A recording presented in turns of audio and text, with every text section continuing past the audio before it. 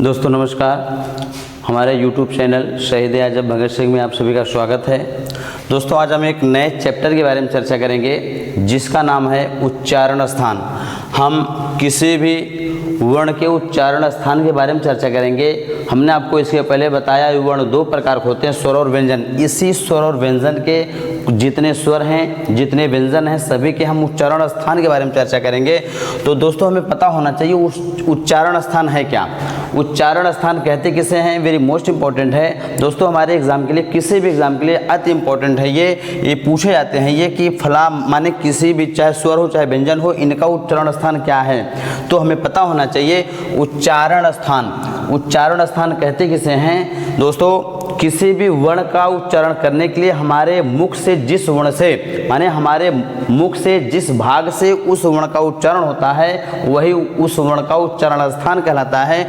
तो दोस्तों इन उच्चारण स्थान को 9 प्रकार से बांटा गया है। जैसे कंठ है, तालु है, तालु को तालब भी कहा जाता है, मूर्धा है, दंत है, ओष्ठ है, कंठ तालु है। कंठ तालु को कंठ तालब भी कहा जाता है, कंठोष्ठ है, दंतोष्ठ है और नासिका है। दोस्तों हमें पता होना चाहिए कंठ क्या होते हैं, तालु क्या होता है, मूर्धा क्या होता है, दंत क्या होता है, ओष्ठ क्या होता है, कंठ तालु क्या होते हैं, कंठोष्ठ क्या होते हैं, दंतोष्ठ क्या होता है और नासिका क्या होता है। तो हमें पता होना चाहिए कि हमारे मुख में एक कहाँ कहाँ हैं ये। तो दोस्तों जैसे बात आती है कंठ, कंठ सबको पता होना चाहिए, कंठ हमारे ये भाग होता है। तो कंठ का मतलब ये होता है ए, और तालु का मतलब होता है ऊपर वाला भाग। हमारे जो है कि जबड़े के ऊपर वाले भाग को तालब कहते हैं या तालु कहते हैं। और मूर्धा क्या है, जब हमारी जिह्वा किसी वर्ण का उच्चारण करते समय हमारी जिह्वा जब मुड़ जाती है उसे मूर्धा कहा जाता है।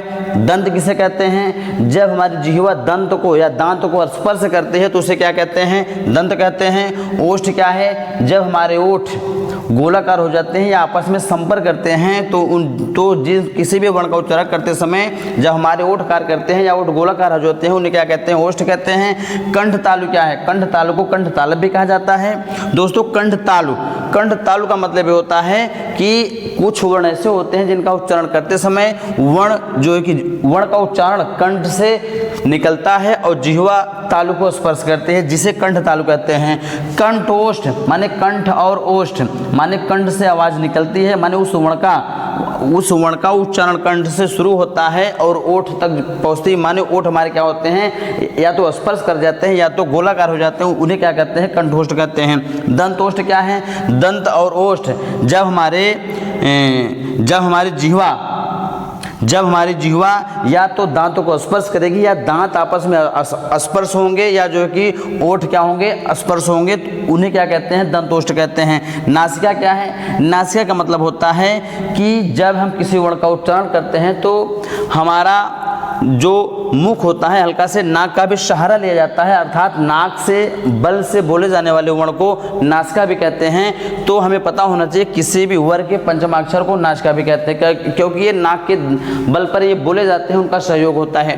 दोस्तों अब हम चर्चा करेंगे कंठ के अंतर्गत कौन कौन से वर्ण आते हैं और हम इनका पता कैसे लगाएंगे। बहुत सरल है दोस्तों।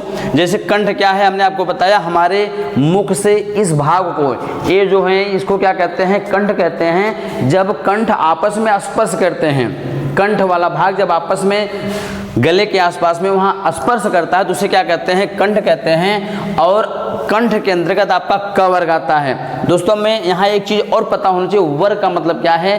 क वर्ग का मतलब होता है क से लेकर के अंग तक, च वर्ग का मतलब होता है च से लेकर के य तक, ट वर्ग का मतलब होता है ट से लेकर के अड़ तक, त वर्ग का मतलब होता है त वर्ग, माने जितने भी वर्ग हैं सबके 5 अक्षर। तो क वर्ग में आपका क से लेकर के अंग तक आ देंगे। तो कंठ में आपका क, ख, ग, घ, अंग। दोस्तों आप यहाँ अगर इनका उच्चारण करेंगे तो आप इनका आभास कर पाएंगे, इनको महसूस कर पाएंगे। जो आपका कंठ वाले भाग होते हैं गले में, वहीं आपस में स्पर्श करते हैं ये। तो इसमें क वर्ग होता है, माने क से लेकर के अंग तक होता है। उसके बाद आपका ह का भी उच्चारण अगर आप करेंगे तो आपका क्या होगा, कंठ जो कि गले को स्पर्श करता है। विसर्ग को क्या कहते हैं दोस्तों, हमें पता होना चाहिए। इनका प्रतीक ये होता है अ है, इसको क्या कहते हैं, अ कहते हैं। तो इसका भी उच्चारण क्या होता है, कंठ होता है और 2 स्वर होते हैं और आ माने अ और आ। तो इनका उच्चारण स्थान क्या होता है? कंठ होता है। इनके अलावा और कोई वर्ण नहीं होता, चाहे स्वर हो चाहे व्यंजन हो, इनके अलावा ऐसा कोई वर्ण नहीं है जो कंठ से बोले जाते हैं। दोस्तों हम बात करेंगे तालु या तालब। अभी हमने आपको बताया तालु या तालब का मतलब होता है जब हम किसी वर्ण का उच्चारण करते हैं तो हमारी जिह्वा जब तालु को स्पर्श करती है या स्पर्श करने की चेष्टा करती है तो वहाँ उसको क्या कहते हैं? तालु या तालब कहते हैं। दोस्तों इसमें च वर्ग है। देखिए अगर आप कहेंगे च, छ, ज, झ, तो इसमें क्या होता है? आपका जिह्वा क्या करेगा? तालु को ऊपर वाले भाग को स्पर्श करता है। ऊपर वाले भाग को क्या कहा जाता है? तालब या तालु कहा जाता है। तो इसमें आपका च वर्ग आता है, य आता है, बड़ा सा आता है और ई आता है। अगर आप इनका उच्चारण करेंगे तो आपका जिह्वा क्या करेगा? ऊपर वाले भाग को यानी तालु को या तालब को स्पर्श करता है। दोस्तों हमें यह भी पता होना चाहिए मूर्धा। मूर्धा का मतलब क्या होता है? जब हम किसी स्वर, चाहे स्वर हो चाहे व्यंजन हो, जब हम इनका उच्चारण करते हैं तो हमारी जिह्वा क्या होती है? मुड़ जाती है। इसी के कारण इसको मूर्धा कहा जाता है। तो इसमें आपका ट वर्ग आता है, माने ट, ठ। अगर आप इनका उच्चारण करेंगे तो आप इसका आभास कर पाएंगे, अनुभव कर पाएंगे, तो आपकी जिह्वा क्या होती है? मुड़ जाती है। तो इसमें ट वर्ग आता है, र आता है, ख खड़कोट आता है और ऋषि आता है।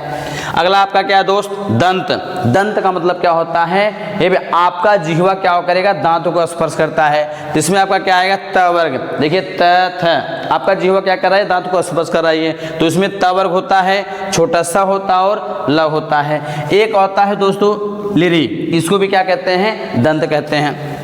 ओष्ठ, जब हमारे ओठ काम कर रहे हैं, माने ओठ आपस में स्पर्श करें या गोलाकार हो जाए, उसे क्या कहते हैं? ओष्ठ कहते हैं। तो इसमें उ है और एक है आपका प वर्ग है। तो जैसे अगर हम कहते हैं प, फ, ब, भ, ओठ आपस में क्या कर रहे हैं? ये स्पर्श कर रहे हैं, तो हमें पता होना चाहिए प वर्ग है और उ है।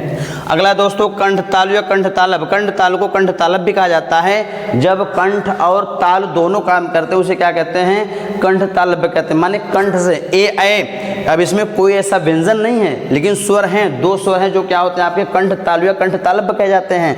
दोस्तों हमें पता होना चाहिए आवाज कंठ से निकलती है, माने कंठ आपस में क्या करते हैं? स्पर्श करते हैं और आपकी जिह्वा ऊपर स्पर्श करती है तालब को, या हवा जो कि झटके के साथ ऊपर जाती है एक झोंके के साथ, उसको क्या कहते हैं? कंठ तालब कहते हैं। तो ए आपका दो वर्ण है, दो स्वर वर्ण है। हालांकि इसमें जो कंठ तालब में आपका कोई व्यंजन वर्ण नहीं है, केवल दो स्वर हैं ए। इनका उच्चारण स्थान क्या होता है? कंठ तालब होता है। दोस्तों कंठ ओष्ठ। अगला क्या है? कंठोष्ठ। जब कंठ और ओष्ठ दोनों काम करें उन्हें क्या कहते हैं? कंठोष्ठ कहते हैं। तो उसमें दो स्वर हैं ओ औ आपका क्या है? ये कंठोष्ठ है। आगे आपका दंतोष्ठ है। जब दंत और ओष्ठ देखिए दांत आपस में स्पर्श की कोशिश में है और आपका ओठ क्या हो जा रहा है? ये गोलाकार हो जा रहा है, तो केवल एक वर्ण है वह, इसको क्या कहते हैं? दंतोष्ठ कहते हैं। नासिका। दोस्तों हमें नासिका के बारे में पता होना चाहिए। नासिका का मतलब ये होता है ऐसे वर्ण जिनका उच्चारण करने के लिए नाक का सहारा लिया जाए या नाक के बल पर बोला जाए, उन्हें क्या कहते हैं? नासिका कहते हैं। तो इसमें आपका माने आपका क्यों चाहिए? आपका क्या है? ये अनुस्वार है। ये इसको क्या कहते हैं? वेरी मोस्ट इंपॉर्टेंट है, अंग है। आपका अंग आता है, अंगा आता है, इया आता है, अड़ा आता है, न और मैं आता है। माने हमें नासिका का मतलब पता होना चाहिए। किसी भी वर्ग के पंचमे अक्षर, किसी भी वर्ग के पंचमे अक्षर को क्या कहते हैं? नासिका कहते हैं। क्योंकि अगर आप इनका उच्चारण करेंगे अंग, हल्का से नाक का सहारा लिया गया है, ये इया, तो ऐसे वर्ण जो नाक के सहारे से बोले जाते हैं उन्हें क्या कहते हैं? नासिका कहते हैं। तो इसमें एक आता है आपका अनुस्वार आता है जिसको अंग कहा जाता है, और अंग, ये, अड़, न, म आपका क्या है? ये नासिका है। तो दोस्तों ये आपका उच्चारण स्थान है। तो जो किसी भी एग्जाम के लिए अति इम्पोर्टेंट है, ये अति महत्वपूर्ण है, तो हमारे एग्जामों में ये पूछे जाते हैं। धन्यवाद दोस्तों, बहुत बहुत धन्यवाद।